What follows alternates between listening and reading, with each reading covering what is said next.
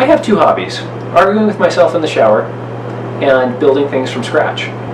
This channel is dedicated to both of those interests respectively. In terms of arguing with myself in the shower, the reason for arguing, the foundation for arguing, is the good. Fundamentally, every discussion you have ever had and every disagreement you have ever had with anyone ever is about the nature of what it is to be good and to have good. Every question boils down to assumptions of value.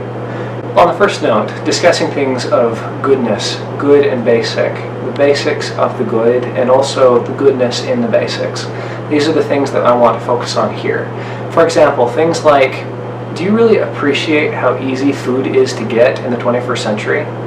I mean, for most people, if you look internationally, it's easy to think about poverty, but if you think about the raw number of people who live on this planet and the proportion of those people who live in poverty or with food scarcity, it is better now than it has ever been in the history of mankind. And then thinking about the way it used to be, thinking about the basics, the roots. Let's say, have you ever heard the phrase the daily grind?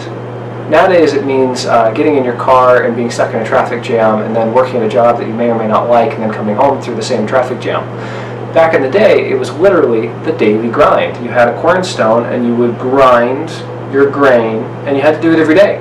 Just to process the raw material of your food into something edible took a substantial amount of time, and you can actually tell on the skeletons of medieval women, by and large, those who didn't have access to a mill, you can see that their skeletons were warped from having ground the grain every single day.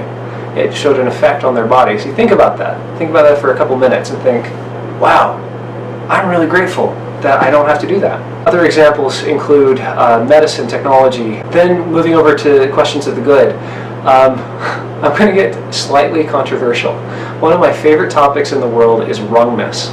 And I like studying logic, hard logic, the logic of forms. So you have structure, if A then B, and you run through it and you make a proof with 3 little dots symbolizing your ending. And that system of logic allows you to dispel so many false and twisted and warped ideas. We're going to spend some time on those. A lot of it will be my thoughts and impressions, and occasionally I will have the facts to back them up. So let's get started. The good and the basic.